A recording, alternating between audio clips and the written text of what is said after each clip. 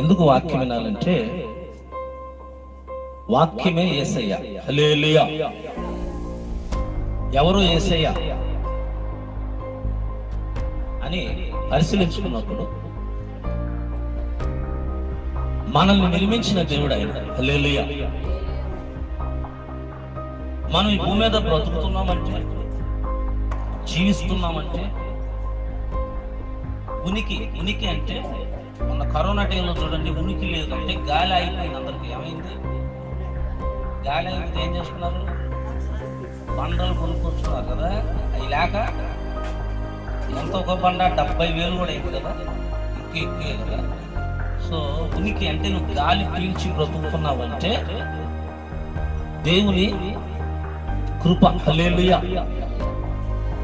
కనుక ఏంటంటే ఆ దేవుని సన్నిధిలో ఉన్నప్పుడు నీ తలంపులు, ఆలోచనలు, ఉద్దేశాలను ఎవరి మీద ఉండాలి?